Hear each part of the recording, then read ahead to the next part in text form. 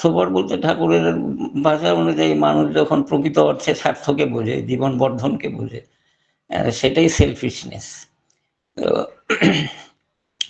Patient compromising এর মধ্য দিয়ে হয় কি, যে স্বার্থপর মানুষ ওই সন্দেহ, অবিশ্বাস, ভুল ভ্রান্তিতে ভোগে, তাই ঈশ্বরের পথে চলতে চলতে আবার নিজের খুশি মতো চলতে থাকে, মানে ওরা প্যাশনেট হয়ে যায়। আবার যে জায়গায় দেখা যায় যে ঠাকুরকে ধরে চললে একটু লাভ আছে, ঠিক ওই জায়গাটা মেনে চলে। তারপরে যেই দেখা যায় যে আর মানতে গেলে আমার প্রবৃত্তিগত ক্ষুধা মিটছে না, যখন আবার সারেন্ডার করে। আর প্যাশন পারভেটিংয়ে পৌঁছতে হয় সাধনার মধ্য দিয়ে, যেটা বৃত্তিভেদী, অর্থাৎ আমার সমস্ত বৃত্তিগুলো দিয়ে বা বৃত্তির ব্যবহারের মধ্য দিয়ে আমি যখন পরম পিতার ইচ্ছায় চলি, প্রথমত নিজের ইচ্ছায় যে চলা, তার মধ্যে তো ভক্তি কতটা আছে জানি না। ভক্তিটা তখনই হয় যখন সম্পূর্ণরূপে পরম পিতার ইচ্ছাতেই আমি জীবনযাপন করি, তখনই আমার টিকে থাকাটা সুনিশ্চিত হয়। তো এই পরম পিতার সমস্ত ইচ্ছা পরিপূরণ যেটা, এটাই ভক্তির একবারে চরমতম অবস্থা। ওখানে তাকে ছাড়া আর কোনো কথা নেই, তার ইচ্ছা পরিপূরণ ছাড়া আর কোনো কথা। তো প্যাশনেট মানুষ রাস্তা চলতে চলতে প্যাশন কম্প্রোমাইজিং হয়ে যখন প্যাশন পারভেডিং স্থিতিতে চলে আসে, তখনই মানুষের জীবনে আমার যা মনে হয় ঠাকুরত্বের অনুভূতিটা হয়। আর ঠাকুরত্বই মানে তো জীবন বর্ধনের অনুভূতি, একটা নিশ্চিদ্র জীবন বর্ধনের অনুভূতি, যেখানে কোনো ছিদ্র থাকে না। এরকমটা মনে হলো দাদা, আলাপ আমি আমার মতো করে বললাম, আপনি এখন একটু বলবেন। জয়গুরু।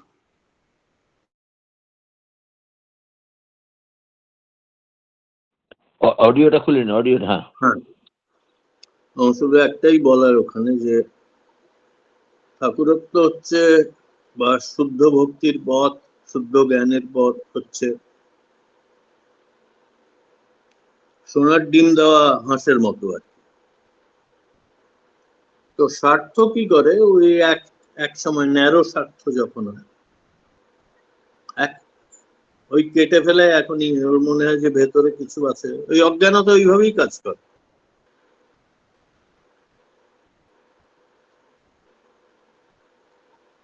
তো শুদ্ধ স্বার্থ যখন হয়, সু অর্থ যেটা হয়, ওটাকে সেলফিশনেস না বলে সেলফনেস বলা যায়, বা শুধু সেলফ বলা যায়, আই অ্যাম অবস্থা।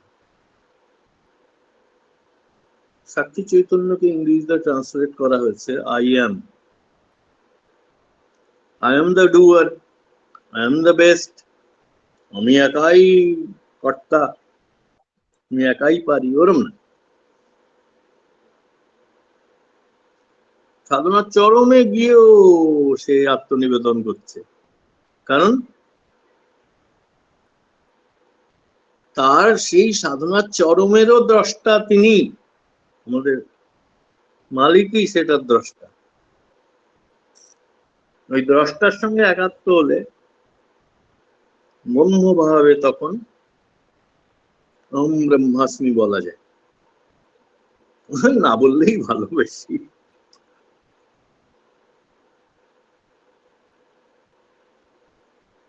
যদি তুমি প্রভু আমি দাস বলতে অসুবিধা হয়,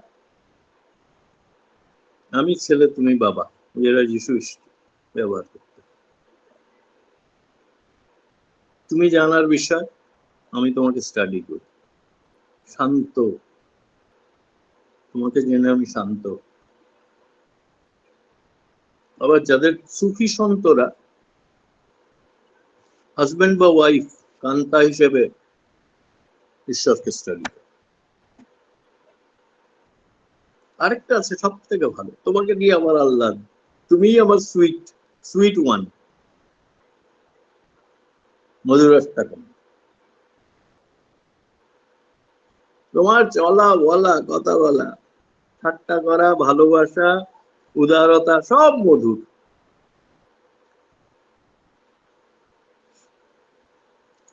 যারা সুইট হয় বাই টেম্পারামেন্ট, আনন্দময় হয় যারা, তাদের একটু ইজি হয় পথটা। আর খুব ইজিটা একটু কঠিন, ওই যেটা সিম্পল, সিম্পল ইজি মানে সিম্পল, ভাবটা ধরতে পারলে সোজা হয়। কিন্তু মানুষ হয় কি, মানুষের ছোটবেলায় জীবনের সঙ্গে পরিচয় হয় শ্বাস প্রশ্বাসের সঙ্গে, মানুষ ওই রকম ভাবে। আপনি দেখবেন সাধারণ মানুষরা তার মধ্যে যারা একটু লেখাপড়া বলে দোষে গুণে মানুষ, তা না, মানুষ আসলে গুণে গুণেই মানুষ। ভুলের জন্য ওরকম হয়, ভুল প্রবৃত্তি, স্মৃতিবাহী চৈতন্য কাজ করে না বলে ওরকম হয়। ওই জন্যই ব্যতিক্রমী স্বভাব দেখা যায়। বড় ধার্মিক বড় পজিশনে পৌঁছে গেছে, তার মধ্যেও ব্যতিক্রমী লক্ষণ দেখা যায়। বড় সায়েন্টিস্ট, তার মধ্যে ডাক্তারি পড়ছে, ভেতর ভেতর হয়তো টেরোরিজমের প্ল্যান করছে। বোঝেনি ব্যাপারটা, জীবন ব্যাপারটা বুঝতে গেলে, অস্তিত্ব ব্যাপারটা বুঝতে গেলে এত সততা দরকার।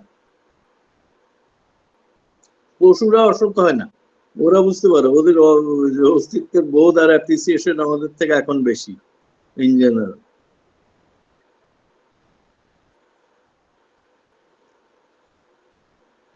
ওই জন্যই ওদের মধ্যে এক্সিস্টেন্সিয়াল অ্যাংজাইটিটা আমাদের মধ্যে কম, অথচ ওদের ব্রেনে তো লিমিটেড, কগনিশন নাই তো, থট হিসেবে অ্যানালাইজ করতে পারে না কোনো।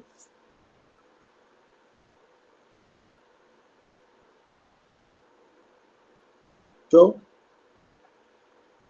বড় সেলফ যেটা, মহা আমি, যেটা ক্ষুদ্র আমি না, অহং মানেই ক্ষুদ্র আমি, আহাম্মক আমি, সাক্ষী আমি, দ্রষ্টা আমি, তোমার আমি, এগুলো হচ্ছে বড় আমি। তোমার আমিটা খুব ভালো, খুব ভালো, তোমার আনন্দময় আমি, চিদানন্দ রূপেণ শিবোহম শিব। শিবোহম মানেই হচ্ছে তোমার আমি। আর ঠাকুরের পদ্ধতিটা খুব, একটা জিনিস খুব ইয়ে, যে একটু সহজেই অহংকার থেকে, আমি অন্যান্য ইয়েদের একটু রিফ্লেক্ট করে দেখেছি, ঠাকুর যেহেতু অনেক বড় একটা বুনিয়াদ নিয়ে শুরু করেন, ওই জন্যই একটু সোজা অহংকারটাকে ছাড়া ঠাকুরের পথে। অন্যান্য রাগ টাগ আছে, অহংকার নাই বেশি, সৎসঙ্গীদের বেশিরভাগই এরকম। আর রাগটা ছেড়ে দিতে পারলে আরো ভালো, রাগটাও খুব অন্তরা, রাগটা সন্দেহের গ্রুপে পড়ে, অজ্ঞানতার গ্রুপে পড়ে। কিছু প্রশ্ন আছে আর? জয়গুরু, আমি ডেকে নেবো আমার শ্রদ্ধেয় প্রদীপ দাদা সর্বাঙ্গীন সুন্দর মঙ্গল প্রার্থনা করি। ডেকে নিচ্ছি আমি শ্রদ্ধেয় পিনাকি দাদা। আজকে বিষয়ের উপরে আমি যদি কিছু জিজ্ঞাসা বা কিছু আপনার প্রতিবেদন থাকে। জয়গুরু। আমি আজকের শ্রদ্ধেয় দাদার প্রতি আমার বিনম্র প্রণাম নিবেদন করি। আমি শ্রদ্ধেয় দাদার যে আলোচনা, অত্যন্ত তাৎপর্যপূর্ণ আলোচনা। তো আমি যতটুকু ঠাকুরের অধ্যয়নের ভিতর দিয়ে, পুঁথিগ্রন্থাদি এবং বিশেষ আলোচনার ভিতর থেকে আমি যা উপলব্ধি করেছি, সেইটুকুই বলতে চাইছি। যে দাদা বারবার বলছেন, বা ঠাকুরও যা বলেছেন, যে আমাদের কমপ্লেক্সেসের উপরে মাস্টারি করাটাই কিন্তু ঠাকুরত্ব বা দেবত্ব। আসলে আমরা প্রত্যেকটা মানুষ কমপ্লেক্সের মধ্যে দিয়েই আছি, কমপ্লেক্স আমাদের মধ্যে আছে, কিন্তু আমরা সেই কমপ্লেক্স গুলোকে অ্যাডজাস্টমেন্ট করার জন্য বা সেটাকে কন্ট্রোল করার জন্য আমাদের বিয়ন্ডে একটা আদর্শ দরকার।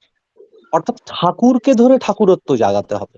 মানে বিষয়টা হচ্ছে, কানে জল ঢুকেছে, সেই জলটা বের করতে গেলে আবার কানে জল ঢোকাতে হবে। এই জন্য ঠাকুরকে ধরে আমাদের ঠাকুরত্ব জাগাতে হবে। এই কারণ ঠাকুরকে ধরতে হবে, তার কারণ আমরা যখন জীবন্ত আদর্শকে অবলম্বন করে চলবো, তখন সেই আদর্শের প্রতি অচ্যুত অনুরাগ বা নিষ্ঠা এই কমপ্লেক্স থেকে লিবিডোটাকে তুলে এনে তার প্রতি যখন নিয়ে আসবে, তখন আপসে আপ কিন্তু ওই কমপ্লেক্সেস গুলো কিন্তু অ্যাডজাস্টেড হয়ে যায়। যখন কমপ্লেক্সেস গুলো অ্যাডজাস্টেড হয়ে যায়, তখন আমাদের মনের অবস্থা এমন একটা স্তরে উপনীত হয়, সেটাকে আমরা শক্তি বলতে পারি, জ্ঞান বলতে পারি, বা যাই বলি না কেন, মনের অবস্থানটা এমন একটা স্তরে উপনীত হয় যে তখন আমাদের কাছে সুখ বা দুঃখ থাকে, কিন্তু আমরা সেই সুখ বা দুঃখে অভিভূত হয়ে পড়ি না। দুঃখের মধ্যে থেকেও তখন আমাদের মধ্যে একটা অনাবিল Very well আনন্দের said. স্রোত বয়ে যায়, হুম, যে কারণে তখন কি হয়, ওই দুঃখটাও আমাদেরকে অভিভূত করলো না। এমনকি জীবনে যখন সুখটাকেও লাভ করি, সেই ইষ্ট কেন্দ্রিক সুখ, সেই সুখও কিন্তু আমরা এনজয় করি, কিন্তু আমরা অভিভূত হয়ে পড়ি না। কারণ যখন অভিভূত হব তখন কিন্তু চলার পথটা কিন্তু স্তিমিত হয়ে যায়, থেমে যায়। হুম, হুম, সুতরাং ঠাকুরত্ব বা দেবত্ব হলো মনের এমন একটা অবস্থা বা এমন একটা শক্তির অবস্থান, যেখানে আমাদের মন আরো থেকে আরোতর হওয়ার দিকে এগিয়ে যায়, এবং তার পিছনে কমপ্লেক্সেসের অ্যাডজাস্টমেন্ট এবং প্রভুকে ধরা, অর্থাৎ জীবন্ত প্রেরিত বর্তমান পুরুষোত্তমকে ধরা। আমি দাদা হুম। এইটুকুই বুঝলাম, এবার আপনি একটু না, যদি আরো একেবারে ক্লারিফাই করে দেন। Very well said, very well said. জয় অভিভূত গুরুদেব। হওয়াটা কিরম, আপনার টিম ফুটবলে জিতেছে, আপনারা 5 বন্ধু মিলে আনন্দ করতে করতে ফিরে যাচ্ছেন, একজন তার মধ্যে একটুখানি একটু পাগল, ও ওই আনন্দটার মধ্যেই হয়তো একটা দোকানে আগুন ধরিয়ে দিল। এটা কতবার যে ঘটেছে হিউম্যানিটিতে আপনি বিশ্বাস করবেন না। ফুটবলের জন্ম মনে হয় 250 বছর আগে, তার আগেও ওই ধরনের খেলা ছিল। কেউ জানেন যে ইয়েতে আফগানিস্তান বা সেন্ট্রাল এশিয়ায় পোলো কিরম ভাবে খেলে? কেউ জানেন? একটা জ্যান্ত ছাগলকে মেরে, পাঁঠাকে মেরে ওই শরীরটা দিয়ে খেলা করা, অভিভূতির আনন্দে, সুখের অভিভূতির লক্ষ্য। কোথায় থামতে হবে জানেন?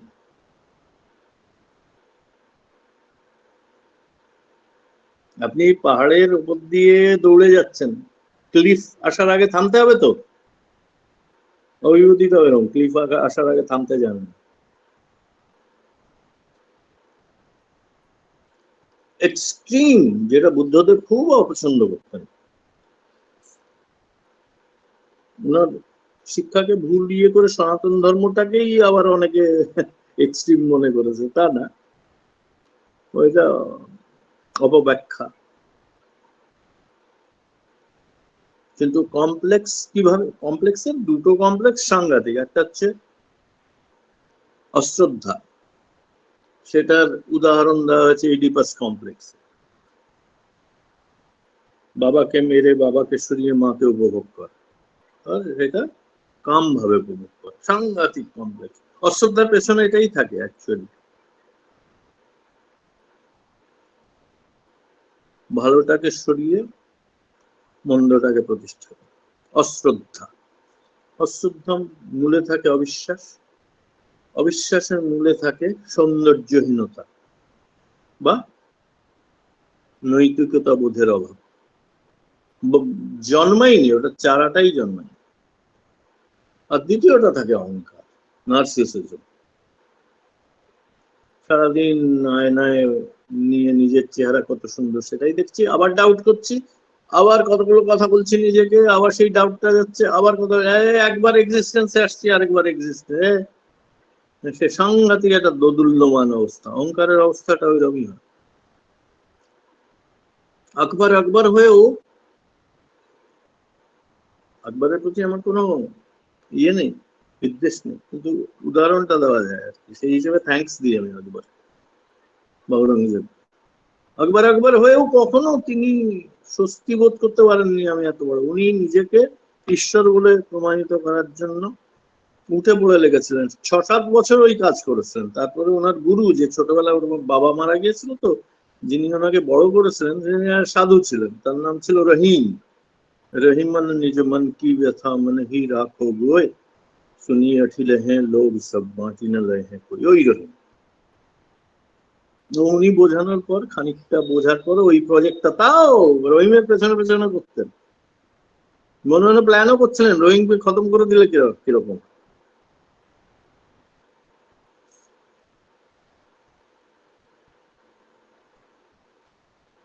জয় গুরু। আমার সদ্য পিনাকি দাদা সপরিবার সপরিবেশ মঙ্গল প্রার্থনা করি। আচ্ছা, সদ্য দুলাল চন্দ্র বর্মন দাদা হ্যান্ডেস করেছেন, আপনি কিছু বলবেন? সদ্য দুলাল চন্দ্র বর্মন দাদা আচ্ছা, তাহলে এমনি হয়তো হ্যান্ড রেজ হয়ে গেছে, আমি ঠিক আছে লোয়ার হুম। করে দিচ্ছি। কথাটা হচ্ছে, এবার আমি দু একটা কথা বলি। হ্যাঁ, শম্ভু শম্ভু রেজ করেছো, তুমি বলো। শম্ভু সাহা, বলো। আপনারটা চেপে যেন না যায় দেখবেন। না না না, আমারটা তো একদম সোজা সরল, মানে একদম। না তো বলেন, আপনি আগে বলেন, আপনি তো আগে বলার ইচ্ছা যায় তো বলেন। কথাটা হচ্ছে, আমি বসে বসে ভাবছিলাম যে আমার দীক্ষার বয়স 5 বছর 5.5 বছর যাই হোক না কেন, এই যে দীক্ষা নিয়েছি, দীক্ষাটা কেন নিয়েছি ভাবছি বসে বসে। এবং শ্রী শ্রী ঠাকুরকে যখন ধরেছি, তখন জীবন এবং জীবনের মূল্যবোধ বিশেষভাবে অনুভব করি, এবং সেটাকে আস্বাদন করা, উপভোগ করারও চেষ্টা করি। আর সেটার যে প্রক্রিয়া, শ্রী শ্রী ঠাকুর তো খুব সহজভাবে 5টা নীতি দিয়েছেন, সেগুলো আমরা যথাযথভাবে পালন করি, এবং পালন করার জন্য একটা সদিচ্ছা মনের মধ্যে, তীব্র একটা বাসনা মনের মধ্যে, যে তাকে তৃপ্ত করার, তাকে সুখী করার, এই জিনিসগুলো পালন করে, সোজা সোজা হুম। জিনিস পালন করে। এবং তাহলেই আমার যে অবিদ্যা মায়া যেটা আছে, সেটা সরে গিয়ে আমরা ওই সত্যম পরম ধীমহি, সত্যের ধ্যানের দিকে আমাদের মনটা আমাদের যাবেই যাবে। এবং সেখানে বাদবাকি যে অনর্থগুলো আছে, সেগুলো নিয়ে আর মাথা ঘামিয়ে লাভ নেই। শ্রী শ্রী ঠাকুর বলেছেনই যে সেগুলো তার শ্রীপাদ পদ্মে সঁপে দিয়ে সেগুলো সেবার হুম। কার্যেই নিয়োজিত করতে হবে। তা এইটুকুই আমি সোজা সরল ভাবে এইটুকুই বুঝলাম, যে কিভাবে আমরা এই ব্রহ্মজ্ঞান লাভটা হবে কি করে আর কি। হুম। হুম। ওরকম ভাবে যার যতটা, যেমন অন্য যখন বলছে সেটা যদি খুব বিস্তারের মনে হয়, এমন ভাবে কথা বলতে নেই যে ভেতরের কোনো চাপা অ্যাগ্রেশন যেন বেরিয়ে আসে।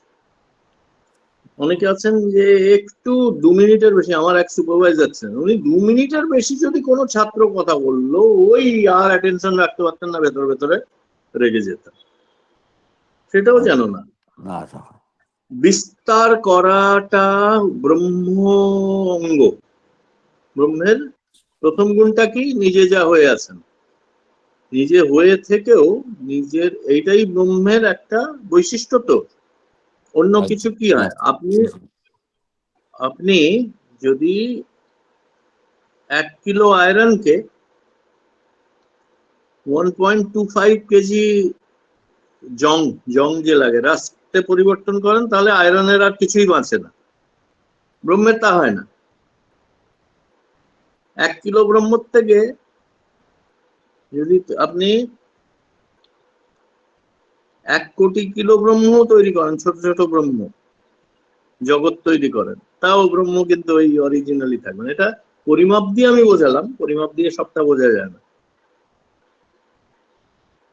তো প্রথমে দেখতে হয় যে কারো বৈশিষ্ট্য চেপে যাচ্ছে কিনা। ঠাকুর ওইটা তাঁর পুরুষোত্তমত্ব যেন এমন ভাবে ফুটে উঠেছে, যুগ যুগ পুরুষোত্তম।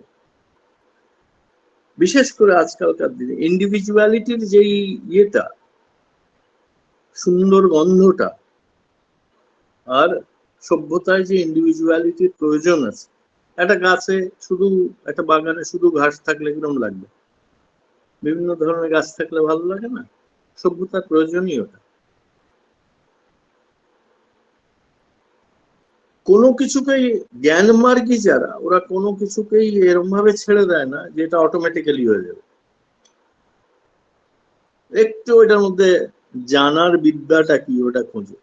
এই জন্য জ্ঞান মার্গের যারা প্রথম পা রাখে, তাদের, জ্ঞান মার্গের একটা ছেলে কিরম, ও একদম আপনার কাছে স্বীকার করবে যে ওর অজানা অনেক অনেক, এবং ও এটাও স্বীকার করবে যে ও যে জানে না কিছু, অনেক কিছু, সেটাও জানে না।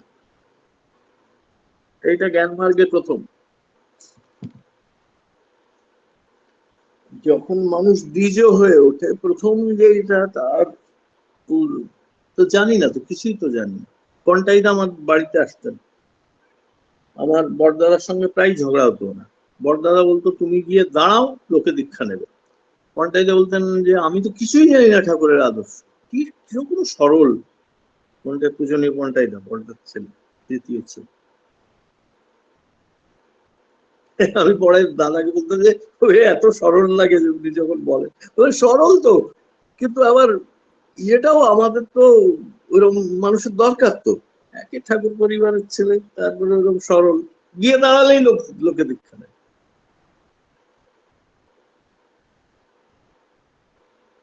তো সবসময় একটা ডাইনামিক, যেই স্থিরতা মনে আসলো অমনি যে অন্য কিছুর প্রয়োজন আমার শেষ হয়ে গেল তা হয় না, একটা ডাইনামিক ইকুইলিব্রিয়াম আসে, ওইটাও মনে রাখতে হবে। শম্ভু ভাই কি বলো?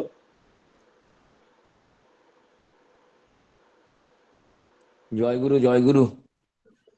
জয় গুরু। শ্রদ্ধেয় জেঠু, শ্রদ্ধেয় জেঠু, আমার প্রণাম নিও। আর এই উপস্থিত সৎসঙ্গ দাদা মায়েদের সবাই ঠাকুরেরা চরণে জানাই রানন্দিত জয়গুরু জয়গুরু।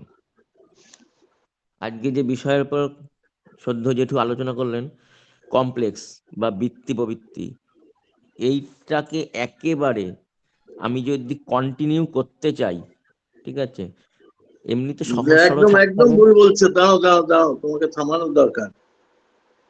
তুমি আগে আগে বসে মনে করো আমি কি নিয়ে আলোচনা করছি। কমপ্লেক্স বা বৃত্তি প্রবৃত্তি নিয়ে আদৌ আলোচনা করিনি আজকে।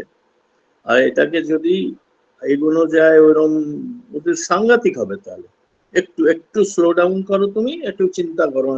আমি বৃত্তি প্রবৃত্তি যাতে না বাড়ে সেই পথটার সম্বন্ধে আলোচনা করলাম, সেটাকেই ঠাকুরত্বের পথ বলে। আর তার হ্যাঁ, বাধা কি হতে পারে, অন্তরায় কি হতে পারে, সেইটা তুমি একটু ভাবো। আজকে আজকে তুমি খুব কনফিউজ, না বুঝলে? সেটাই হচ্ছে, আমি বলছি এটাকে যদি আমি না না না, নিরসন নিজেকে করব। ডিপেন্ড করো না, একটু একটু আমার কথা শোনো, আমি তো তোমার মঙ্গল চাই। তুমি আজকে হেভিলি কনফিউজ। কনফিউশন খুব ভালো খবর, কনফিউশনের থেকেই এই জ্ঞানটা আসে। কিন্তু আজকে আমি বৃত্তি প্রবৃত্তি নিয়ে আলোচনা করিনি, আমি অন্তরায়, বৃত্তি প্রবৃত্তি নিরসনের যে অন্তরায় সেটা নিয়ে। ধরো বৃত্তি প্রবৃত্তি একজনের আছে, তার মধ্যে সমকামিতা আছে, বোঝো এটা, বুঝবে ওটা? হ্যাঁ, বৃত্তি সমকামিতা বুঝলাম না জেঠু। হ্যাঁ, ইয়ে করো, সেটা সরাতে গেলে কি করতে হবে সেটা আমি বলেছি। আজ্ঞে এই জন্য বলে আজ্ঞে সাধারণ সৎসঙ্গে কখনো খুব, আমি অপরেশটাকে কালকে জিজ্ঞেস করছিলাম যে একটু লেভেল বেশি হয়ে যাচ্ছে কেন। অপরেশ তো বললো না, সেরকম চিন্তা করার কোনো, আর তুমি পারবেও, এটা তোমার উপর পুরো ভরসা আছে। তুমি একটু রিফ্লেক্ট করো যে আজকে কি প্রথম আমি কোন বাণীটা পড়েছিলাম, রিফ্লেক্ট করো, আভাস করো। রিফ্লেকশনের দুটো অঙ্গ আছে, একটা মুক্তি অঙ্গ আর একটা বন্ধন অঙ্গ। বন্ধন অঙ্গ থাকলেই হয় কি, যেটা বক্তা বলেছে তার অন্যটা কিছু শোনা হয়েছে, আভাসটা অন্যরকম হয়। তো তুমি হয়তো এটা কোনোদিনও ভাবোনি। আর আমি তো খুব তোমাকে এনকারেজ করি, আমি চাই তুমি একদিন এই এইটা যদি তুমি তুমি মাঝে মাঝে ভীষণ কনফিউজ হয়ে যাও, তো ওইটাকে মনে করো না কিছু। ওইটা আমি বললাম তো, ওটা খুব ভালো ইয়ে খবর। যারা কনফিউজ না হয়, ডিফেন্ড করবে না কনফিউশনটাকে, ঠিক আছে? আর কার কি আছে বলা? ঠিক আছে জয়গুরু। জয় আমি গুরু। বলছিলাম সদ্য যদি একটা কথা বলছিলাম, এটাকে নিয়ন্ত্রণ করার জন্য, যেটা তুমি বলে অপারেশন করা অপসারণ করার জন্য সেটা করতে হবে, সেটা হচ্ছে বেশি করে ঠাকুরের খুব নাম ধ্যান করতে হবে। আর আমাদের ভেতরে যে যে বৃত্তি প্রবৃত্তি জেগে আছে সেটাকে নিরসন করতে হবে। আর তাদের মধ্যে প্রথম হচ্ছে, তুমি বলেছিলে সন্দেহ, অতি সন্দেহ, এটা সবচেয়ে বাজে জিনিস। আর অহংকার, যেটা আমি লিখে নোট ডাউন করেছি, অহংকার সন্দেহ। এই অহংকারটা মানে মাঝে মধ্যে আমাদের চলে আসে যখন আমরা নাম ধ্যান কম করি বা ঠাকুরের আলোচনা থেকে যখন বিচ্যুত হয়ে যাই। কিন্তু আমরা যদি ঠাকুরের সঙ্গে ওতপ্রোতভাবে লেগে থাকি, তাহলে আমাদের ভেতরে আস্তে আস্তে যে দুটো কমপ্লেক্স আছে তুমি বলেছো, সে সাংঘাতিক, চারটে যেটা কমপ্লেক্স সেটা আছে, অশ্রদ্ধা। মেইন চারটে, অনেকগুলো কমপ্লেক্স আছে। হুম, তুমি যদি হ্যাঁ, গুগল সার্চ করো 10টা 12টা কমপ্লেক্স, মেইন কমপ্লেক্স বেরোবে। তো ঠাকুর চারটের কথা বলতেন আর কি। তো হ্যাঁ, বলো বলো। এবারে তুমি দুটো লেখা এবারে আছে। তুমি ঠিক লাইনে কথা বলছো, হ্যাঁ। হ্যাঁ, তুমি দুটো লিখে বলেছো, আমি লিখেছি একটা অশ্রদ্ধা, অহংকার, আর সন্দেহ, অতি অতি অতি সন্দেহ। এই তিনটে আমার হুম। লেখা হয়েছে, আর একটা আমি জানি না। আর একটা আচ্ছা, যদি বলি, সন্দেহের কেউ যে কেন, শুধু শম্ভু না, সবাইকে বলছি, সন্দেহের সদ্ব্যবহার কিভাবে করতে পারো তুমি? সন্দেহের সদ্ব্যবহার, সন্দেহের সদ্ব্যবহার করে অন্তত দুটো ধর্ম, খুব বড় ধর্ম টিকে আছে আজ পর্যন্ত। আগে জানি না। আচ্ছা, ঈশ্বর আছেন এটা সন্দেহ করলে সেই সন্দেহটাকে বলে নাস্তিকতা। হুম, বুদ্ধ একদম। ধর্ম আর জৈন ধর্মে ঈশ্বর মানে না, কিন্তু একটা বুদ্ধিস্ট, একটা অ্যাভারেজ বুদ্ধিস্ট, একটা অ্যাভারেজ জৈন, একটা অ্যাভারেজ হিন্দু বা একটা অ্যাভারেজ মুসলিম থেকে বেশি শান্ত হয়। সেটা কি করে?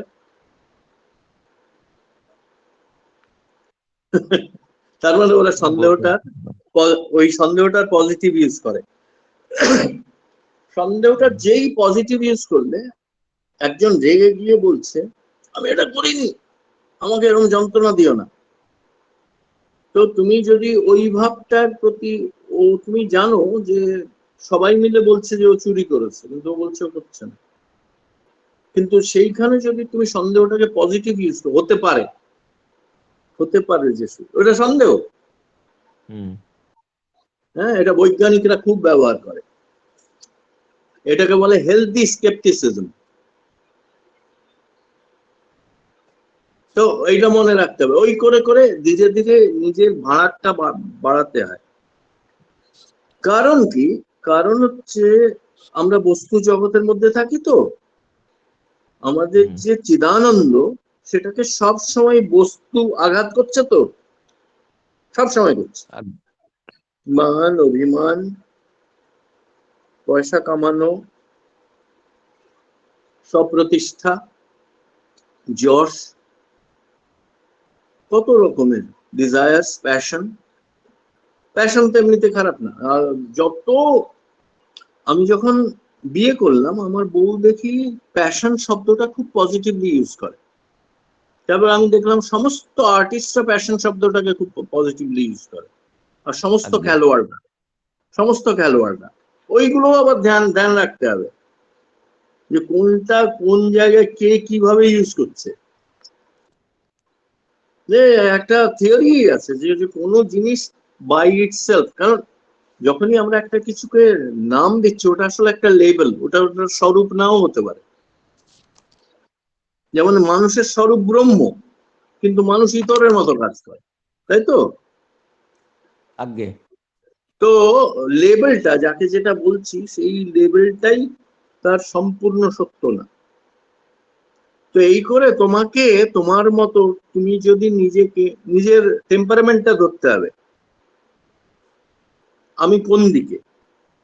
তোমার কনফিউশন হয় বলে যে তুমি জ্ঞান মার্গী না, এটা কিন্তু ধরে নিও না। এটাকেই আজকে আমি অপরোক্ষ বলছিলাম, direct realization of God. Shri Shri বড়দার মুখে ঠাকুরের সম্বন্ধে কোনোদিন কোনো এমন উক্তি বেরোয়নি যেটায় তিনি ঠাকুরকে, ঠাকুরের থেকে এতটা, যে বাড়ির কোনো মেম্বার, অন্যান্যদের কাছ থেকে আমি শুনেছি, আর আমি নিজের এই অভিজ্ঞতার কথা বলছি, আর তাতে কোনো ক্ষতি নেই। কেউ যদি ঠাকুরদা বলে, বাবা বলে, শিশুবর্ধা বাবাও যখন বলতেন, তখনও যেন একটা মানে যে কি শুদ্ধ, কি শুদ্ধ বিং, কি অরিজিনাল বিং এর সম্বন্ধে বলছেন, ওটা বোঝা যেত। তো তুমি যেটুকু বুঝেছো ওটা নিয়ে আরো আর আর কি, ওইটুকু তো বুঝেছো। বৃত্তি প্রবৃত্তিকে দমন করতে নেই, মানে দমন মানে একেবারে থেতলে দিতে নেই। কারণ বৃত্তি প্রবৃত্তি আছে কোনো কারণে, প্রকৃতি কেন দিয়েছে বৃত্তি প্রবৃত্তি? সেটা ক্রোধ সুকাজে কেন লাগানোর দিয়েছে? জন্য। হ্যাঁ, ক্রোধ কেন দিয়েছে? তোমার ঈশ্বর মাকে অপমান করছে তোমার সামনে কেউ, আর তোমার একটু রাগ হচ্ছে না, তুমি অত অ্যাকশনই নেবে না।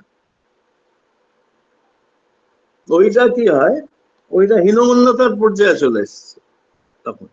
হুম, তো ক্রোধেরও সমস্ত বৃত্তি প্রবৃত্তির সুব্যবহার আছে। বৃত্তি প্রবৃত্তিকে যখন আমরা সুব্যবহার করি তখন ওটাকে কি বলি? ইষ্ট সেবা করি, অসৎ কৌশল। নিরোধী বলি। কৌশল, হ্যাঁ হ্যাঁ, অসৎ নিরোধীও বলি। এক্স্যাক্টলি, একেবারে সুন্দরভাবে বলেছে। তো আদর্শ কথাটার মানে আগে এখনো অনেকে অবজেকশন করে, ও তো আদর্শবাদ বলে ব্যাপারটা। আদর্শ কথাটার মানে আয়না। আদর্শের কি হয়, কোনো অ্যাকাউন্টেবিলিটি নেই, খালি স্ট্যান্ডার্ড বাড়াতে থাকে। এটা জেনারেল আদর্শ, খালি স্ট্যান্ডার্ড আরো উপরে আরো উপরে। আদর্শকে সন্তুষ্ট করা ভীষণ কঠিন। বিষ্ণুর আদর্শের মতো ব্যবহার আর শিবের আশুতোষ ব্যবহার, এটা সম্বন্ধেও ভাবতে হয়। আমার আদর্শকে তো কিছুতেই দেখে খুশি করা যায় না। তুমি যদি একটা দোকান দাও, আমার একটা ক্যাফেটেরিয়া ছিল আমার বউয়ের টরন্টো। তো ওখানে একজন নার্স আসতেন, উনি একদিন রেকর্ড হয়েছিল 14 বার ঘুরিয়েছিলেন। $1.80 দিয়েছিলেন এক কাপ কফির জন্য, 14 বার রিমেক করিয়েছিলেন ওই কফিটা, যে ঠিক হয়নি। তা আমাকে বললো, দোকানে 4-5 জন কাজ করতো, ওরা বললো। তাই আমি বললাম ঠিক আছে। আমিও ওনাকে 2-1 দিন ওইরকম 2-3 বার দিয়েছি। তারপরে একদিন যখন আবার ওইরকম বাড়াবাড়ি করলেন, আমি বললাম যে উনি আমাকে $1, $2 একটা ইয়ে পাওয়া যেত, নোট পাওয়া যেত তখন কানাডায়, এখন আর নেই। তো উনি $2 দিয়েছেন, আমি ওনাকে $10 না $20 ফেরত দিয়েছি। বলছেন কি এত পয়সা দিচ্ছ? তুমি এত বড় ক্লায়েন্ট, আমার এই ছোট দোকান তোমার জন্য না, কারণ তোমাকে স্যাটিসফাই করতে পারছি না। আমার এই কনক্লুশন হয়েছে যে তুমি স্যাটিসফায়েবল না। তো আদর্শ তো অনেক সময় এরকম স্যাটিসফায়েবল না। আমাকে বড়দাদা একদিন বলছেন যে ঈশ্বর তো আননোয়েবল, তো এই পর্যন্ত তাকে যখন জানো আরো হরাইজনটা আরো দূরে চলে যাচ্ছে। আমি বললাম দাদা, তো ঈশ্বর স্যাটিসফায়েবল না। সেরকম ঈশ্বর বা আদর্শের আরাধনা করে লাভ কি? কিন্তু মানুষ ক্লান্ত হয়ে পড়ে, এক্সস্টেড হয়ে যাবে। এটা তো একটা খেলা, এটা লীলাও না। চুপ করে গেলাম বড়দা। আসলে তা না। ঈশ্বর সবসময়ই আশুতোষ, কিন্তু ঈশ্বর আবার বিবর্তনের মাধ্যমে এর পরে কি আছে সেই অজানাটাকেও আবার, সেই অজানার সম্ভাবনাটাকে বুঝে দেন। তো 3টে লেভেল আছে: অজানা, যতটা জানা যায়, আর যে অজানাকে জানছে তাকেও যেন আমি সাক্ষী করতে পারি। যতটা বুঝেছো ঠিক আছে, খুব ভালো। আর খুব তাড়াতাড়ি যে তুমি ওইটা মানে কনফিউশনটা থেকে বেরিয়ে এসে আবার যে প্রশ্ন করলে, আবার যেটা বললে, ওইটা আমার খুব ভালো লেগেছে। ঠাকুরের নাম করছিলাম মনে মনে, লাইন দিয়ে হম দিলে হম তুমি করো, আমি জানি তুমি করো। জয় আর গুরু। ওই জন্যই আমি বললাম, কনফিউজ হয়ে ছেড়ে দেবে না, নিজেই উত্তর পাবে। অনেক সময় একটা আগে সময় আছে তখন আর বাইরের কাউকে উত্তর দিতে হয় না। তখন আমাদের ভেতরে যেই পরম আনন্দিত সুপ্রিম ইন্টেলিজেন্ট, যাকে আমরা ব্রহ্ম বলি, ব্রহ্মের সগুণ রূপের একটা সব থেকে বড় একটা বৈশিষ্ট্য হচ্ছে যে কোন রকম কোন আবিলতা ছাড়া একটা উত্তর দেবেন, কিন্তু খুব আস্তে। ওই যে ইয়ে বলছিলেন, ডান কান দিয়ে শুনতে হয় বাঁ কানটা। আমি অনেক সময় ধ্যান করার সময় রাধার স্বামীটা ওইভাবে শুনি, বাঁ কানটা পুরো বুঝিয়ে দিই বা একটা প্লাগ দিয়ে দিই, খালি ডান কান দিয়ে শুনি। ওটা যে কোনো ভাবে, যে কোনো ইঙ্গিতে, যে কোনো প্র্যাকটিসে এককেন্দ্রিকতা বাড়ানো, এক জাতীয় কথা মনে একটা গালি আসলে মনকে শুধু এটুকু বলতে হয়, না এটা আমার সমাধি বা এককেন্দ্রিকতার রাস্তায় বাধা। ঝগড়া করবে না মনের সঙ্গে, সবাইকে বলছে। আপনারা যদি আমাকে কিছু বলে দিতে পারেন, সেটাও অত্যন্ত বিনীতভাবে আমি সেটা নেই। ওই ওই যে কোনো প্র্যাকটিসে যেই এককেন্দ্রিকতা বাড়লো, সুকেন্দ্রিকতা বাড়লো, অমনি সুকেন্দ্রিকতার একটাই হচ্ছে যে মেন্টাল কালচারটা শুদ্ধ হতে থাকে। যখন তুমি ঘি তৈরি করো, তো ঘিয়ের মধ্যে পুরো ঘিটা ক্লিয়ার রাখো, তো ওর মধ্যে তো খানিকটা ওই ছাবড়া ইয়ে করলে তুমি, এটা পিওর, খারাপ না, ওটা পেট খারাপও করবে না, কিন্তু ওটা রাখি না আমরা। ওই ওই এটাকে দর্শন শাস্ত্রে এবং ম্যানেজমেন্টে ক্ল্যারিটি বলে। ক্ল্যারিটি, পরিস্ফুটতা, স্ফুরণ, স্বতঃস্ফূর্ত, ক্ল্যারিটি। ঠিক আছে? আগে জয় গুরু, জয় গুরু, তুমি আমার জয় প্রণাম গুরু নিও, ভাই, আমি জয় ঢুকছি। গুরু, জয় গুরু। জয় গুরু, জয় গুরু, জয় গুরু, হরে কৃষ্ণ, জয় গুরু। আচ্ছা, উপস্থিত যারা আমরা আছি তাদের মধ্যে আরো কিছু জিজ্ঞাসা কিছু আছে?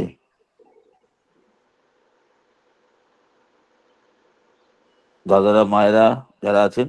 খুব আগ্রহ নিয়ে মায়েরাও, এটা মায়েদের একটা হ্যাঁ, ইয়ে হ্যাঁ। হয় কি, যে মায়েদের ওই ভেতরে ভেতরে এই তো বড় কথা, এই তো তত্ত্বজ্ঞানের কথা, ওরকম করলে তাহলে পুরো ছান্দোগ্য উপনিষদটার বেসিসে ছিল গার্গীর প্রশ্ন আর যাজ্ঞবল্কের উত্তর।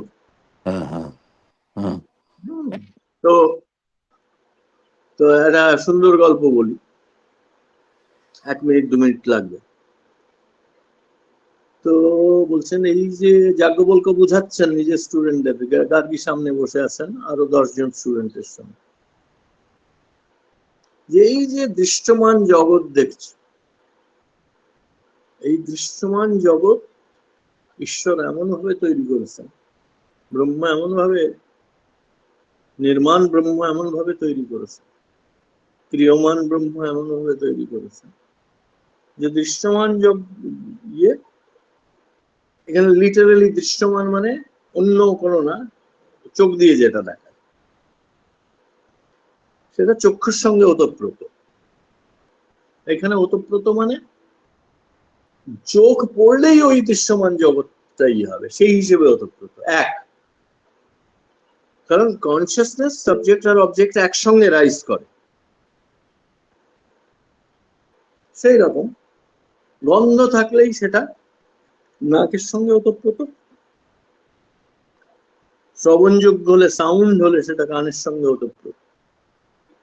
এই সবগুলো ইন্দ্রিয় অহং এবং মনের সঙ্গে, বডি, বডি ইগো, আর একটু শর্ট করে বলছি, আর মনের সঙ্গে ওতপ্রোত। মন প্রাণের সঙ্গে ওতপ্রোত, প্রাণ না থাকলে মন নেই। প্রাণ সত্যের সঙ্গে ওতপ্রোত, সত্য ব্রহ্মের সঙ্গে ওতপ্রোত। গার্গী সামনে ইয়ে করেছিল, খুব ইন্টেলিজেন্ট ছোট মেয়ে, বলছেন স্যার, যাজ্ঞবল্ক্য স্যার, ব্রহ্ম কিসের সঙ্গে ওতপ্রোত? তো উনি একটু সময় নিয়ে, 1 সেকেন্ড 2 সেকেন্ড সময় নিয়ে বললেন, গার্গী অতি প্রশ্ন করুন, don't ask an invalid question. এটা কেন বললেন?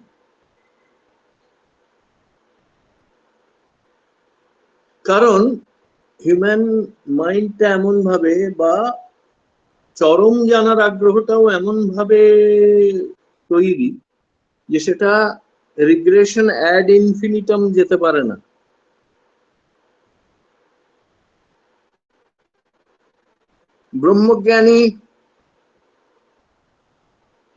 ব্রহ্মজ্ঞানীর গুরুকে এই প্রশ্ন জিজ্ঞাসা করা যায় না। এটাকে অনবস্থা দোষ বলে শাস্ত্রে। কারণের কারণ, কারণের কারণ, কারণের কারণ, কারণের কারণ, কারণ, মাথা খারাপ করে দেব। ওইখানে অপরেশ দা যেটা কথা হচ্ছিল, যে খানিকটা দূর গিয়ে দেখতে হয়, কিন্তু ওটা যদি বেশি ঝামেলা করে, মাথাটাকে খুব কনফিউজ করে, ওটাকে ওখানে রেস্টফুল করতে হয়। ঠাকুর তো আছেন, ঠাকুর আমাদের পরম কারণই, ফর অল প্র্যাকটিক্যাল পারপাসেস। আর ঠাকুরের ইয়েতে কি বলছেন ঠাকুর, ওইখানে আবার শ্রবণে ফিরে যেতে বা অধ্যয়নে ফিরে যেতে। তবে আবার কতগুলো প্রশ্ন আসবে, সেগুলো জিজ্ঞেস করবো। তো আলোচনা প্রসঙ্গটা হচ্ছে মনন, বাকিগুলোর মধ্যে দিয়ে আমরা শ্রবণের মধ্যেই বেশি। এটা এটা একটা ওয়ার্কিং ডেফিনিশন, এর মধ্যে সীমিত না থাকে। আর উপলব্ধি বা সমাধিকরণ বা সত্যিকরণ, সেটা হচ্ছে ঠাকুরের আনন্দটা বোধ করা। যে যত আনন্দ বোধ করে ঠাকুরকে নিয়ে, আমার মনে হয় সে তত জ্ঞানী। সে বুঝিয়ে বলতে পারুক না পারুক, হু কেয়ার্স, হু কেয়ার্স। সারা আমার এক আত্মীয় আছেন, খুব ওনাকে অনেকেই বেকুব ভাবে, কিন্তু আমি দেখি ওনার ঠাকুরকে নিয়ে যে আনন্দ, উনি একটু সব বিষয়ে ঠাকুরকে এনে ফেলেন। ঠিক আছে, 1 মিনিট ওইটা ওইটা হতে পারে একটা সাধুর লক্ষণ, এরকম ভাবতে হয়, জৈনদের মতো ভাবতে হয়। হতে পারে, নাও হতে পারে, ঠিক আছে, কিন্তু হতে পারে এক মুহূর্ত ধরে নিলে। তো ওই ঠাকুরকে নিয়ে আনন্দ করতে করতে করতে, তো মায়েদের তো কতগুলো স্বভাবগুণ খুব ভালো, তার সঙ্গে যদি অনুসন্ধিৎসা থাকে, অনুসন্ধিৎসাহীন সাধনা খুব সফল হয় না। প্রশ্ন জিজ্ঞেস করতে হয়, প্রশ্ন। আপনারা অবাক হয়ে যাবেন, আমি আমি যখন কানাডায় বিদেশে, আমি 4-5টা ইন্টারন্যাশনাল ইউনিভার্সিটির পরীক্ষক এবং ওখানকার পিএইচডি স্টুডেন্ট নিতে পারি। এর মধ্যে আমেরিকা, কানাডা, সুইডেন আর সুইডেন, এগুলোর পারি, আর ইন্ডিয়া। তো আমাকে ইন্ডিয়া ছাড়া আর বাকি যে কোনো দেশের যখন পিএইচডি স্টুডেন্টের ইয়েটা ইভ্যালুয়েশন ফর্মটা দেয়, ওখানে প্রথম দুটো কোয়েশ্চেন জিজ্ঞেস করে, does he interact, does he ask relevant questions. India ওইগুলো জিজ্ঞাসা করে না।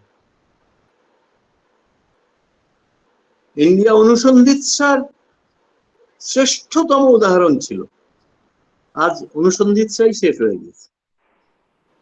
এই বাবাজি এসে এটা পড়াচ্ছে, সেটা স্বীকার করে নিল। ওই কোন রকম আত্মবিশ্বাস, আত্মোপলব্ধির, আপনি বেদান্তিক সিস্টেম বা ইন্ডিয়ার সিস্টেমটা দেখেন না, প্রথমে আত্মজ্ঞান, পুরো পৃথিবীতে তাই। প্রথমে আত্মজ্ঞান, তারপরে ব্রহ্মজ্ঞান। তো মায়েদের এই ব্যাপারে ইয়ে হতে হবে যে কিউরিয়াস, কিউরিয়াস হলে ছেলে পেলে খারাপ হয়ে যায় না, উল্টোটা শেখায়। এই ওসব প্রশ্ন করছিল, আমার বউয়েরও বিয়ে করে দেখতাম ছেলে মেয়েদের প্রশ্ন করলে, এই প্রশ্ন করলে অতি প্রশ্ন করবে যে, আর অতি প্রশ্ন করলে সে যদি ভালো হয়, all questions are good, answers may be bad. অনুসন্ধিৎসা কমিয়ে দিতেন, অনুসন্ধিৎসা, কিন্তু অনুসন্ধিৎসা যেন ইনসাল্টিং না হয়, এইটুকুই খেয়াল রাখতে হয়, আর কিছু না, আর কিছু না। যারা জ্ঞান মার্গে অনুসন্ধিৎসা মার্গে রস পায় না, তাদের কিছু একটা প্রবলেম আছে, আর তাদের ইয়েও হতে পারে, যখন প্রবলেম সলভ করতে হয় তখন কষ্টও হতে পারে। এটা কোনো কোনো তো মানে মরে গেলেও কাউকে ভয় দেখাবো না, কিন্তু এটা এটা এই ঘটনা, এটা একটা ফ্যাক্ট। অনুসন্ধিৎসা বাড়ানোর জন্য আমি খুবই ইয়ে করি, চুপ করেও খুবই ভালো অনুভব করা যায়, কিন্তু যখন পুরো ইয়েটা, পরিবেশটা অনুসন্ধিৎসাময় হয়ে আছে, ওখানে একটু প্রশ্ন জিজ্ঞাসা করলো, ওখানে শম্ভুর মতন অ্যাটিটিউডটা সব থেকে ভালো, শম্ভু ভাইয়ের মতো সব থেকে ভালো, সবারই ভালো। প্রদীপটা জয় কি গুরু, জয় সুন্দর গুরু। করে সামারাইজ করেন, পিনাকিদা আজকে যে বললেন, আমার মনে হয় না অত সুন্দর করে আমি কোনোদিনও বলতে পেরেছি, কি সুন্দর করে বললেন।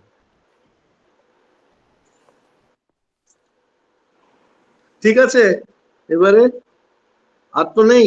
আজকে হ্যাঁ এই যে চূড়ান্ত জায়গাটায় পৌঁছানো ঠাকুরত্ব লাভ, হ্যাঁ তা আমি তো বৈষ্ণবীয় মতে তো নিয়েছিলাম, বৈষ্ণব কথাটা শব্দটা উচ্চারণ করতে কেমন যেন লাগে। তা ওই রায় রামানন্দ সংবাদ আমার খুব উস্কে দিচ্ছিল আমাকে, যে প্রমোদ হ্যাঁ, সঙ্গে আপনি এটা আস্বাদন করেছেন চৈতন্য চরিতামৃতে রায় রামানন্দ সংবাদ? আমি পড়েছি চৈতন্য চরিতামৃত। হ্যাঁ, কি আচ্ছা বলেন আচ্ছা। আপনি একটু সামারাইজ না, করে বলে দিন। ওটাতে যে তিনের যে সমন্বয়, কর্মযোগ, জ্ঞানযোগ, ভক্তিযোগ এবং শেষে হ্যাঁ, যে হ্যাঁ, কান্তা প্রেম মধুরে গিয়ে যখন পৌঁছলো, সে হ্যাঁ, মহাপ্রভু বারবার করে বলে যাচ্ছেন ইহবাজ্য ইহবাজ্য আগে কহার। হুম। হ্যাঁ, হ্যাঁ, বারবার কিরকম মানে তিনি যেন একটা অজ্ঞ হয়ে মহাপ্রভু হ্যাঁ, যেন হ্যাঁ, তার, হ্যাঁ, হ্যাঁ, এবং তাতে লাস্টে গিয়ে পরম তৃপ্তি পেলেন তিনি। হ্যাঁ, হুম, যে যখন হুম, ওই মধুর কান্তা রসের যখন মধ্যে যখন ঢুকলেন, হ্যাঁ, হ্যাঁ, হ্যাঁ, হ্যাঁ, হ্যাঁ, এই হ্যাঁ, জায়গাটা, তাই আপনি আস্বাদন করেছেন কিনা, কারণ আপনার ওটা আস্বাদন হ্যাঁ, করি তো, কেন, করি আমি। আমি সেটা করি। জ্ঞান মিশ্র ভক্তি আর জ্ঞান শূন্য ভক্তি, আমার মনে কিরকম যেন, মানে জ্ঞান শূন্য ভক্তিটাই বা কেমন হবে, বা হ্যাঁ, জ্ঞান মিশ্র ভক্তিটাই বা কেমন হবে? ঠিক আছে, ওই নিয়ে একদিন কথা বলা যাবে। জ্ঞান শূন্য মানে অভাব না, জ্ঞানের অভাব না, কিন্তু জ্ঞানটা নিয়ে ওখানে মাতামাতি করা নেই। আপনি যদি একটা জায়গায় গিয়ে জ্ঞানটা নিয়ে মাতামাতি করেন, একজন বলছে এই, আরেকজন বলছে ওই, আপনি হয়তো অভুক্ত থাকলেন।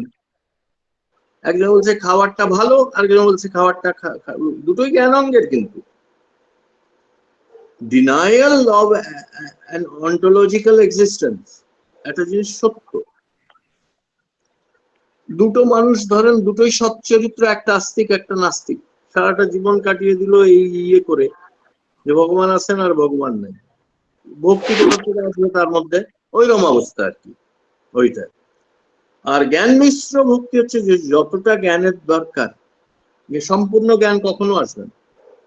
সম্পূর্ণ জ্ঞান আস্ত জ্ঞানও না, সম্পূর্ণ জ্ঞান ইররিলেভেন্ট জ্ঞান হয়ে যেতে পারে। আপনার কোনো ইন্টারেস্ট আছে যে আমি যেই সাবজেক্ট গুলো পড়াই সেটা আপনার কোনো ইন্টারেস্ট নাও থাকতে পারে।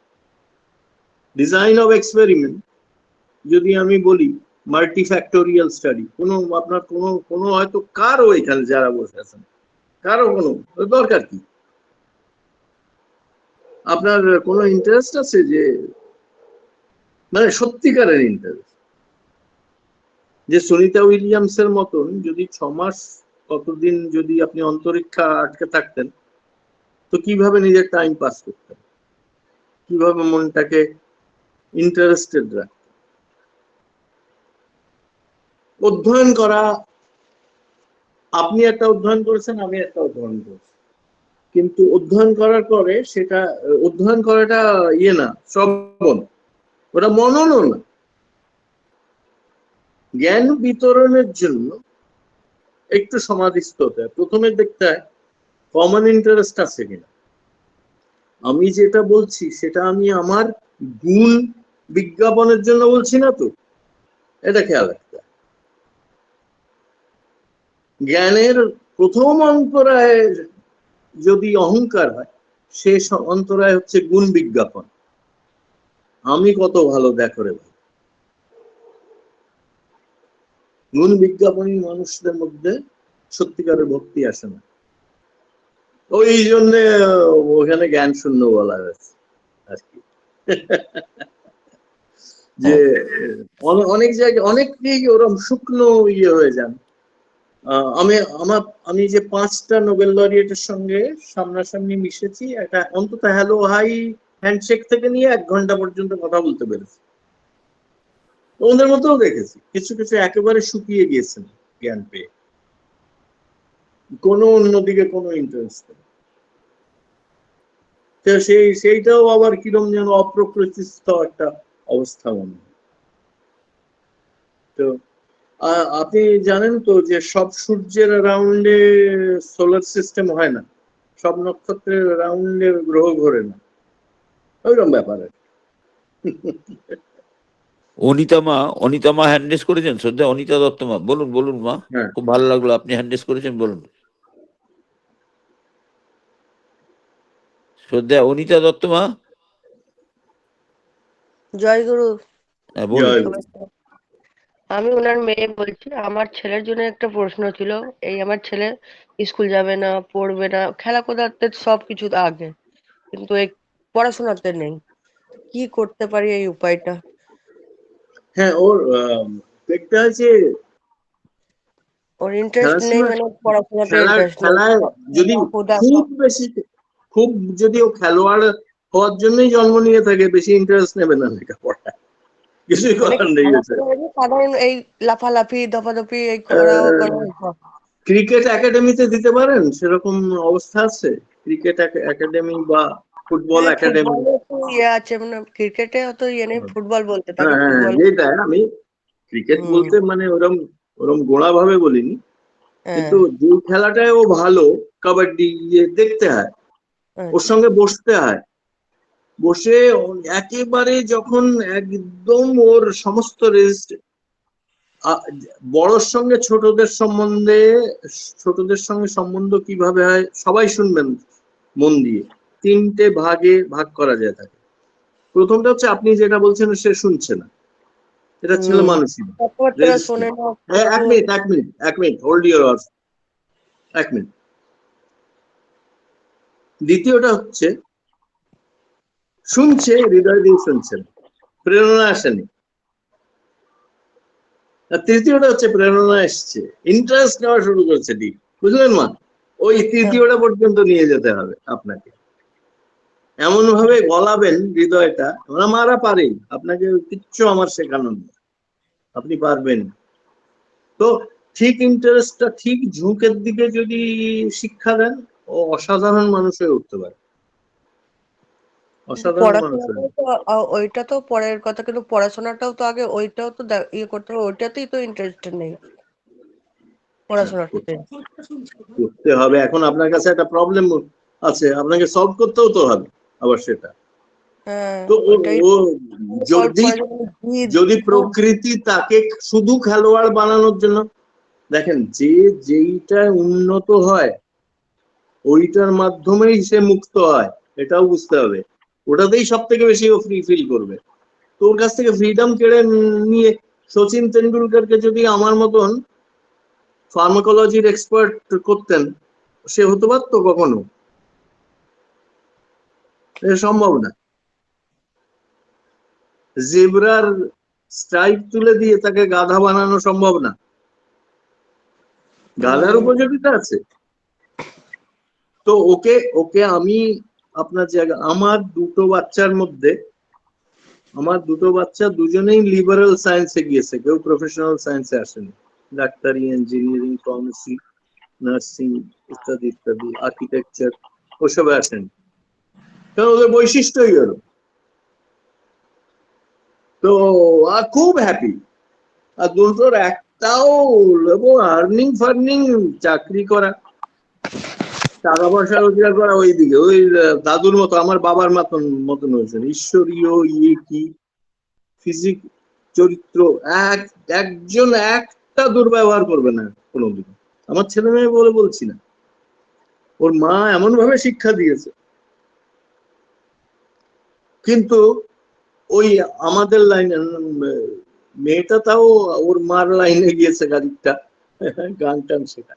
তো বলার উদ্দেশ্য হচ্ছে, সে আপনার ছেলে কিন্তু একটা মানুষ পুরো বিশ্ব জয় করতে পারে, কিন্তু তার আরেকটা সাথী লাগে,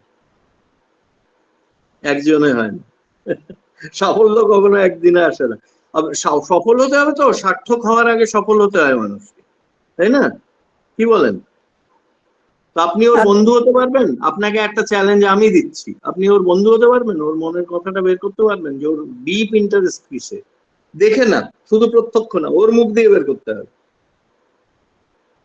এইটা যদি করতে পারেন খানিকটা সুবিধা হবে। তারপরে তো আপনার অবজারভেশন আছে, তারপরে দেখবেন ও যেই আপনি ওতে ইন্টারেস্ট নেওয়া শুরু করছেন, ও অমনি আপনাকে অন্তত খুশি করার জন্য লেখাপড়া করবে। ওরে বাবা, আপনি যদি আরেকটা মানুষের ইন্টারেস্ট নেন, সে আপনার ছেলে হোক না কেন, ও হৃদয় জয় করার প্রথম পন্থা এটা, ইন্টারেস্ট। ঠাকুর খুব সুন্দর একটা শব্দ ব্যবহার করতেন, পরস্পর দেব ভব। ইন্টারেস্ট হবেই, গ্যারান্টি দিচ্ছি। আপনি ওর সঙ্গে কথা বলেন, ওকে আদর করেন ধীরে ধীরে। কত বয়স কত? এই 11 বছর বয়স। হ্যাঁ হ্যাঁ হ্যাঁ, ঠিক বলেন। এই বাবা, এটা তো দারুণ বয়স, একটা এই দারুণ বয়স। আজকের দিনটাই স্কুল ওকে পাঠাতে পারলাম না, যাব না, কালকে থেকেই বলে রেখেছে যাব না। আমি কি কাজ আছে, কোনো কাজ নেই, কম্ম নেই, গেল না তো গেলই না, কোনো মতে পাঠাতে পারলাম না। ঠিক আছে, আদর করে খাওয়ান। বয়, খা আমার সঙ্গে, আমি খাইয়ে দিচ্ছি। আর আদর উইথড্র করবেন না, আদর উইথড্র করবেন না, তাহলে আপনি ওকে যেই ফাঁদে ফেলতে চাইছেন ওই ফাঁদে পড়বে না সে। ভালোবাসার ফাঁদে না পড়লে আপনি যা চাইছেন, সেটা ও যখন নিজের ইন্টারেস্টটা ছাপিয়ে বুঝতে পারবে, তখন আসল কাজটা হবে। কিচ্ছু মন ছোট করবেন না, একেবারে না। আপনার কাছেই তো আছে।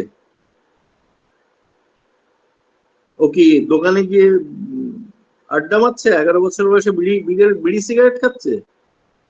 এইভাবেও ভাবতে হয় অনেক সময়, যখন একটা কি জানি ছেলেটা মানুষ হচ্ছে কিনা। আমি 3টে প্রশ্ন, একটা জাজ ওইরকম আমার কাছে কাঁদছিল। জাজ, ভালো ডিস্ট্রিক্ট কোর্টের জাজ, বর্ধমান হাইকোর্টের, হাইকোর্ট না কি হয়, ডিস্ট্রিক্ট কোর্ট, সরি। আমি বললাম চুরি করে, পকেট থেকে পয়সা তোলে, বাড়ির থেকে পয়সা চুরি করে নানা রকম কাজ করে, সিগারেট খায়, মেয়ে ছেলেদের কষ্ট দেয়। প্রথমে এই 3টে, আরো ভালো করে ইয়ে করতে হলে চুরি, ভায়োলেন্স, মনে কষ্ট দেওয়া, বিশেষ করে মেয়েদের মনে কষ্ট দেয় কিনা, আর অত্যন্ত শৃঙ্খল কিনা, অত্যন্ত নোংরা কিনা। এই ছাড়া কখনো এই কনক্লুশনে জাম্প করতে নেই যে ছেলে মানুষ হচ্ছে না, মেয়ে মানুষ হচ্ছে। বললাম না 3 ধরনের অনুগামী থাকে। এক ধরনের ওরা অনুগামী হয় কিন্তু রেজিস্ট্যান্স দেয়। দ্বিতীয়রা হচ্ছে করবে, মন দিয়ে করবে না। আর তৃতীয়রা হচ্ছে মন দিয়েও করবে, আরো চাইবে। আর আর কোনো কাজ আছে জিজ্ঞেস করবে, আর খুব নম্র হয়ে জিজ্ঞেস করবে। খুব ভালো, আমাদের সবার শুভেচ্ছা রইল। আপনার ছেলে খুব ভালো হবে, এতটুকু বিব্রত হবেন না। যাচ্ছেন, যায়নি, ঠিক আছে, দেখবেন ওর পক্ষ হয়ে, ওর মনটা বুঝে কিভাবে কি সমাধান করা যায়। একদম হাতের বাইরে যেন না চলে যায়, ওইটা লক্ষ্য রাখতে হবে। এটা সবার কাছে ক্লিয়ার হলো তো? 4-5টা প্রশ্ন কি জিজ্ঞেস করতে হবে? চুরি করে, হিংসা করে, মেয়েদের যন্ত্রণা দেয়, অত্যন্ত অগোছালো, ও অকারণে বিড়ি পিড়ি ঘুরছে, মানে এসব অল্প কিছু না, বয়সে বিড়ি। আমাকেই কষ্ট দেয় এই কথা, কথা না শোনা, এই যেমন কি গেল না আজকের এই জিদ করা, এই জিদ করে একদম কোথাও ইয়ে করা, সাইকেল চালাতে যাচ্ছি আমি, চলে গেলাম, এইটুকুনি এমন এইসব জিদ। যাস না, চান কর, চান করবে না, এই বলতে বলতে বলতে বলতে ঠকে যায়, তাও চান করতে যাবে না, তারপর যাবে অনেক কতক্ষণ পরে তো যাবে, আয়, তারপরে আমি তোকে তেল মাখিয়ে দিচ্ছি, চান করিয়ে দিচ্ছি, আয়, এরকম করে দেখবেন। চেষ্টা আপনি যতটা পারেন ততটা করবেন, কিন্তু আমি কোনো খারাপ খবর পেলাম না আপনার কথার মাধ্যমে। শুধু আপনাকে একটু ধৈর্য খুব ধরতে হবে, জেদ ঠিক আছে? ছেলের, আমার খুব জেদ, করবো না তো করবো না, খুব কথা রিকোয়েস্ট করতে হয়, বাবা কর কর কর, তারপরে গিয়ে কতক্ষণ পরে টাইমটা ওভার হয়ে যাচ্ছে, তারপরে গিয়ে করবে কি, টাইম 2-4 মিনিট আছে, টিউশন যাবে, এই 2-4 মিনিট আছে, 2-4 মিনিটে ফটাফট করলো, কখন থেকে বলছি কিন্তু ওকে জেদি এইসব। মানুষ অনেক সময় ডিটারমিন্ড হয় ওদের লক্ষ্যের প্রতি। জেদি মানুষরা অনেক সময় ইয়ে হয়, নিজেদের পথ ছাড়ে না যখন পথটা পেয়ে যায়। তো আপনি দেখেন ওর খেলাধুলায় কোনটা ও সব থেকে ভালো পারে। এটা শুধু আলোচনা করে ছেড়ে দিলে হবে না, আপনাকে বের করতে হবে ও কোন খেলাধুলায় সব থেকে ভালো, ওই দিকে দেন, ওই দিকে দিলেই একেবারে দারুণ ফল পাবেন।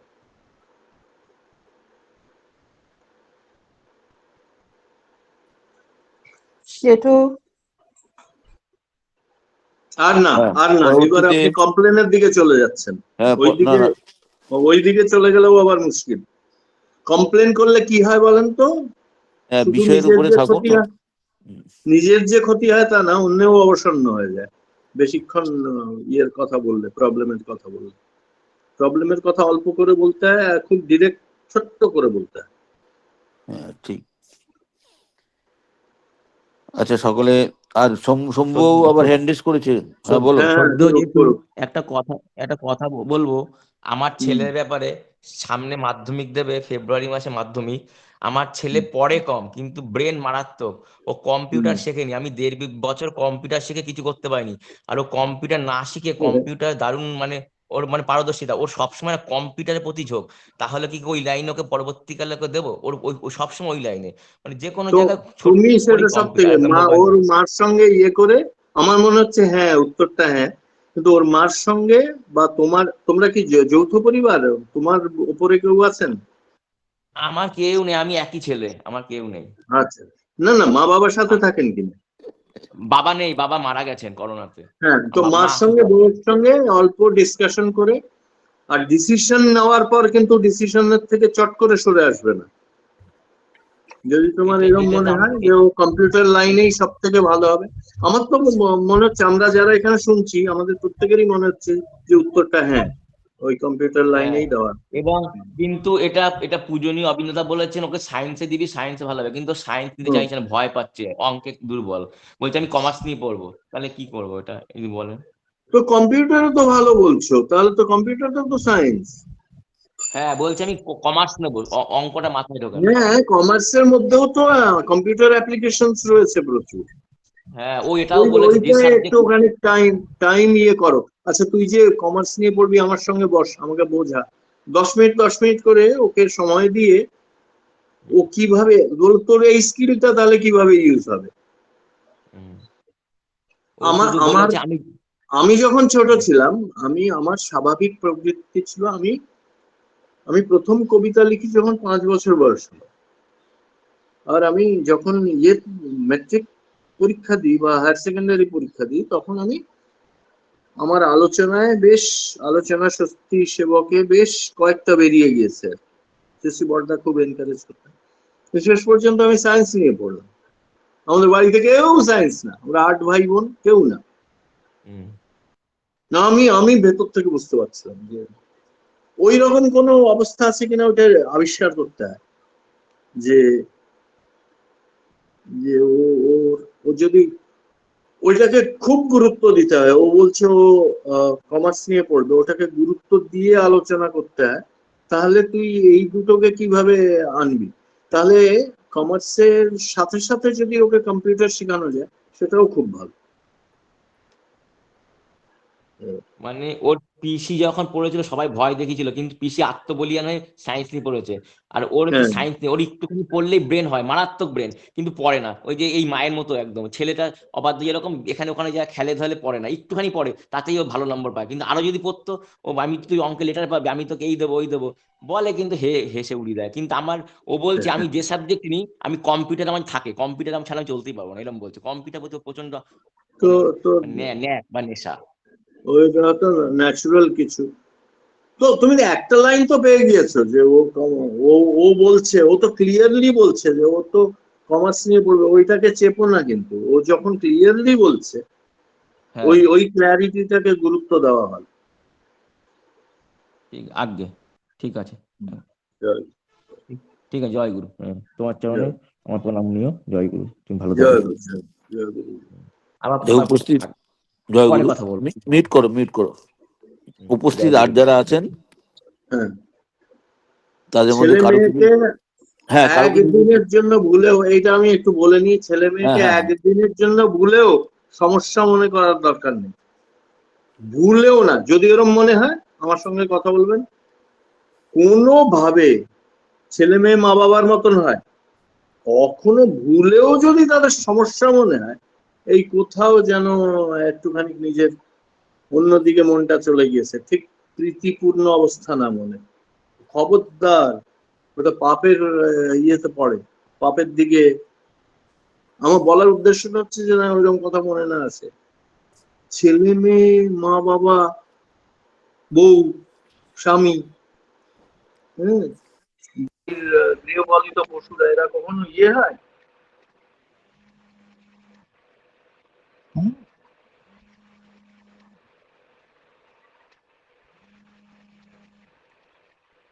আগে আগে জয় গুরু জয় গুরু। এটা আমারও ঠিক মাঝে মাঝে আছে, মনে হয়, জয় আমারও গুরু।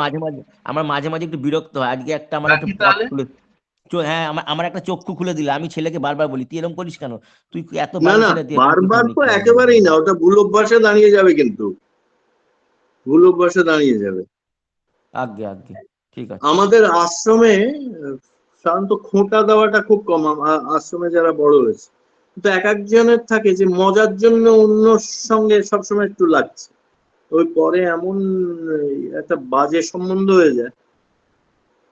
কোনো মানুষ বেশি বিরক্ত হওয়া পছন্দ করে না, কোনো পশু বেশি বিরক্ত হওয়া পছন্দ করে না। বারবার বিরক্ত করলে সুন্দর সম্বন্ধ খারাপ হয়ে যেতে পারে। ওটাকে ইংরেজিতে বলে ওভার কমিউনিকেশন। ওভার কমিউনিকেশনও ভালো না।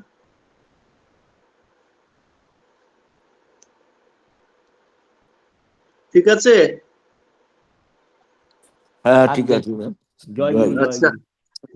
ঠিক আছে, আজকে একটা পথ পেলাম, এইভাবে ছেলের সঙ্গে ব্যবহার করব। জয় গুরু জেঠু, জয় গুরু জয় গুরু জয় গুরু জয় গুরু, ভালো থাকো, জয় গুরু। রাখি অপরেশ দা। হ্যাঁ জয় গুরু দাদা, জয় গুরু। জয়। জয়।